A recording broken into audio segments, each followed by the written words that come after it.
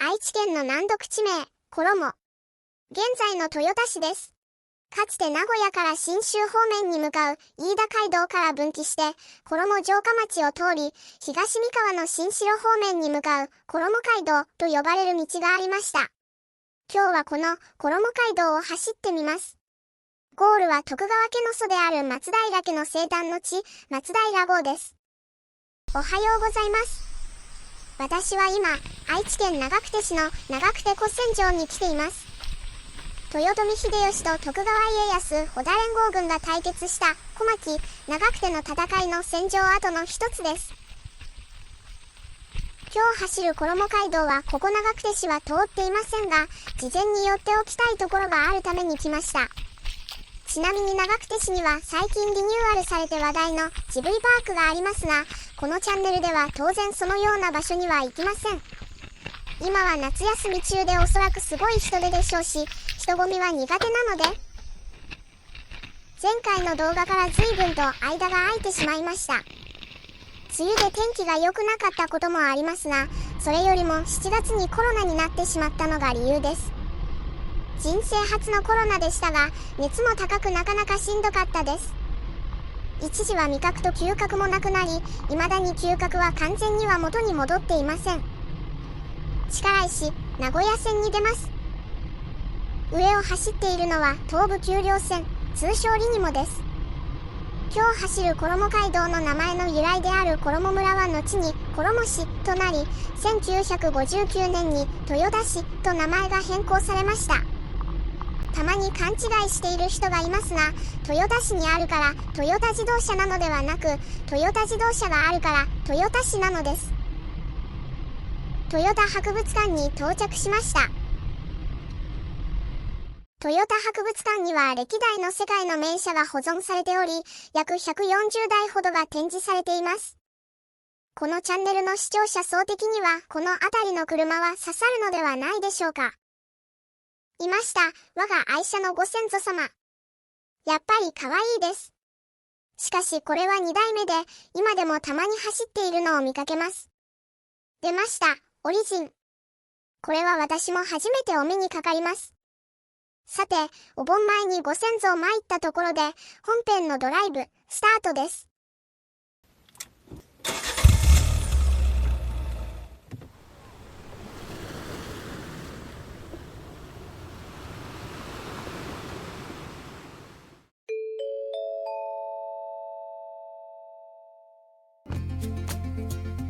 まずは日清市赤池町の飯田街道を走ります。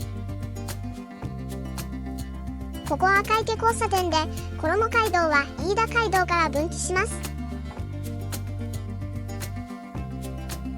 名古屋市営地下鉄鶴舞線の終点であるここ赤池駅付近は開発が進み、古い道は残っていません。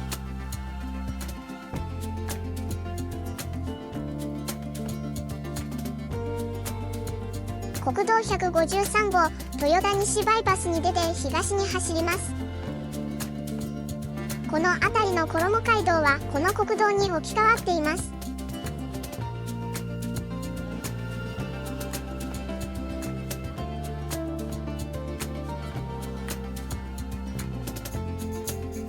ここから東郷町に入ります。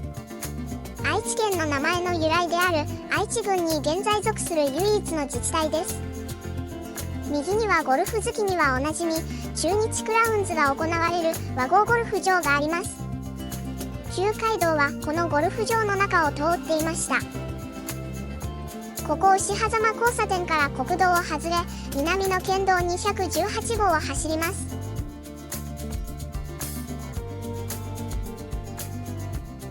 ここから県道218号を外れ側道に入り、県道57号を迂回します。和合の集落を通り抜けます。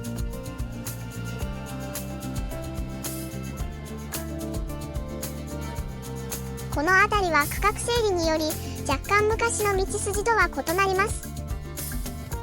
国道153号を南から北に渡り、ここから豊田市中心部まで県道520号沿いを走ります。諸和の集落を通ります。正面の公園は諸鷲下城の城跡です。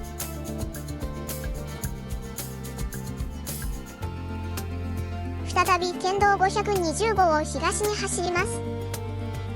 豊田西バイパスができるまではこちらが国道153号でした。境川を渡り尾張国から三河国に入ります。ここから三好市に入ります。もともとは西賀茂郡三好町でしたが、市となる際に徳島県三好市と表記が被るためひらがな表記となりました。三好市は全国の住みやすい町ランキングの上位の常連です。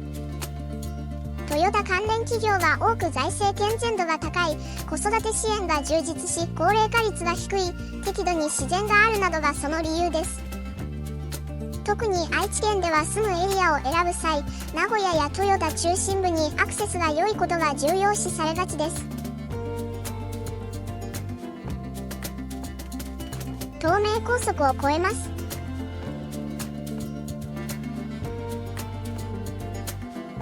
ここ塩見から先、旧街道は正面の藪の中に消えているため、反対側に回り込みます。ここから豊田市に入ります。一企業名が市の名前となっているのは全国でも豊田市だけです。ちなみにトヨタグループの創業者一族の姓はトヨタではなく豊田で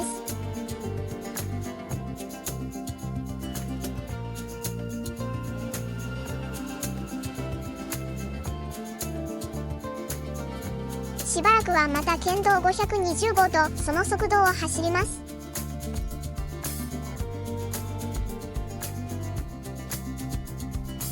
ここ旧宮口村はもともとは西賀茂郡で衣町となったのは明治後期です。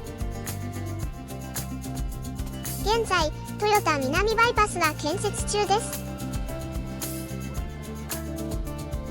会津豆川を渡ります。この坂道は江戸時代宮口代官屋敷があったため代官坂と呼ばれます。この先は一方通行のため反対側から撮影します。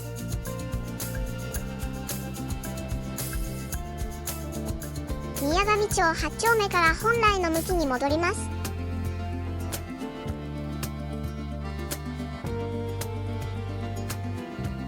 ここ小坂町はまた一方通行のため逆から撮影します。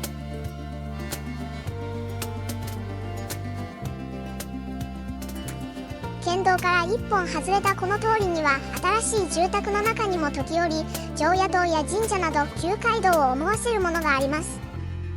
本来の向きに戻り、せっかくなので現在の豊田市の中心地を通ります。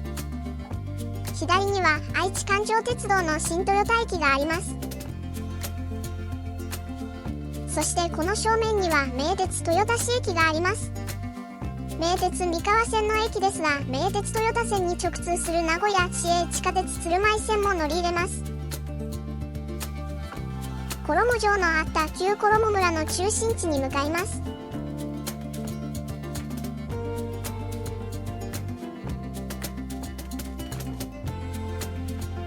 正面にあるのが初代衣城、通称桜城の城跡です。1751年から築城されましたが、水害を避けるため1785年にはここより西の高台に移転されました。国道153号に出ます。国道153号はここより北に進み、西に進む道は国道301号となります。矢作川を渡り左に見えてきたのは J リーグ名古屋グランパス8の本拠地である豊田スタジアムです。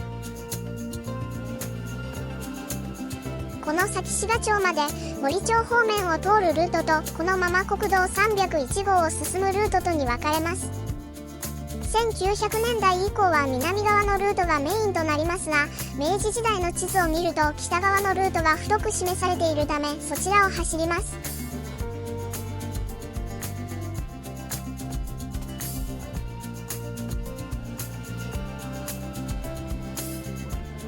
本来ははここ森の常夜灯を左折ですが、一方通行のため迂回します。ここから衣街道に戻ります。ここ三郷から蓬莱町にかけては区画整理され住宅街となっているため、古い景色は見られません。山が近づいてきました。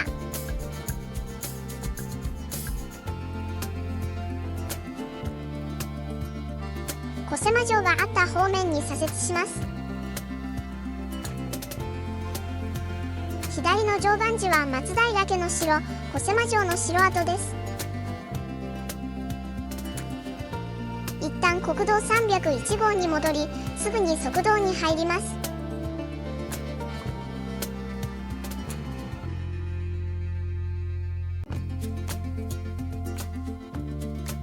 東海環状自動車道豊田松平インターチェンジの下をくぐります。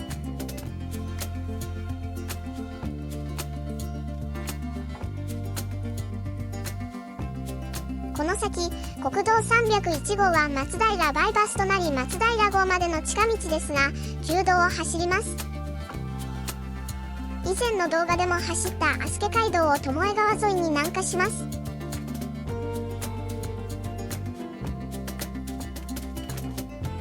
港橋を渡り、久牛平からは巴川の支流の滝川沿いを走ります。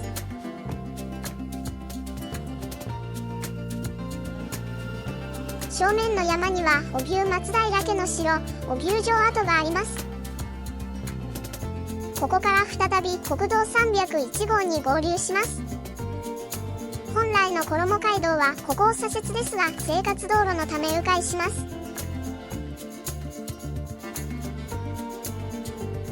だんだんと山が深くなってきました。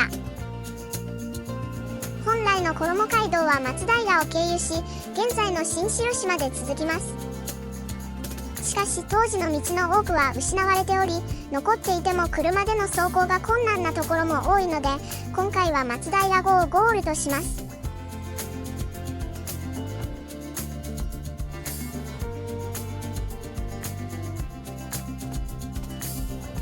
松平号に着きました。松平家にゆかりのある場所をいくつか回ってみたいと思います。松平東照宮に着きました。松平東照宮は徳川家松平家の始祖とされる松平親氏を祀る神社です。かつては松平家の屋敷があり、徳川家康の産湯と言われる井戸があります。さて次の場所に向かいます。歩いて行ける距離ですが歩きません。なぜなら外がとんでもなく暑いからです。光月院に着きました。光月院は松平家の菩提寺です。境内には松平氏の墓所があり、始祖である親氏の墓もここにあります。さてこの旅の最後は松平城跡に向かいます。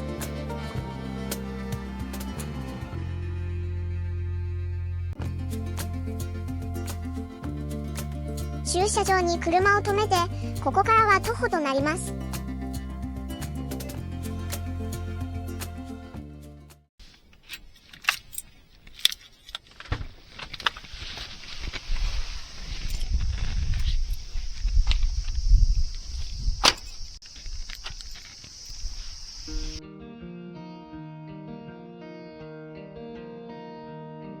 車の温度計によると現在外気温は38度となっています。まさに命に関わる危険な暑さといったところです。わずかな日陰を伝えながら坂道を登っていきます。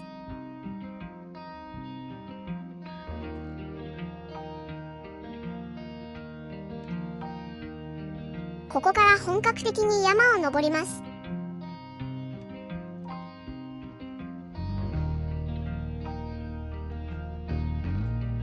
日陰が多いためまだマシですが、それでも汗が滝のように流れ落ちます。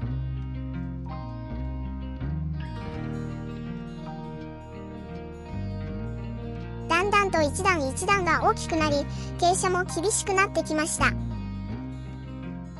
コロナ明けの私にとってはなかなかの苦行です。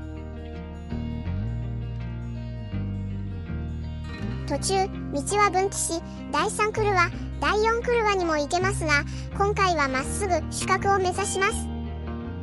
なぜなら、もう体力が限界だからです。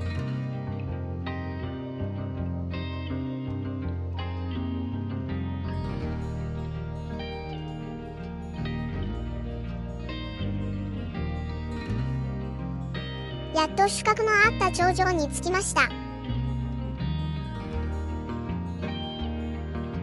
室町時代、松平氏の始祖と言われる松平親氏は、普段は現在松平東照宮のある巨漢に住んでいましたが、戦になるとこの城に立てこもったそうです。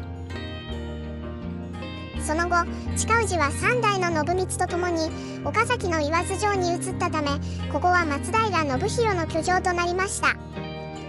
親氏の子孫たちは三河に勢力を伸ばし、ついには9代の松平武千代が徳川家康となり、松平家の悲願であった天下統一を果たします。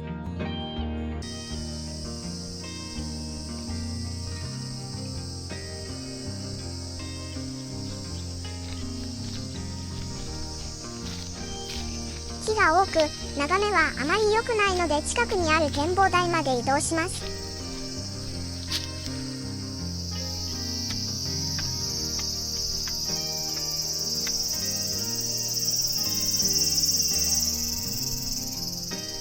かつて松平家が治めた地を眺めながらお別れです。ご視聴ありがとうございました。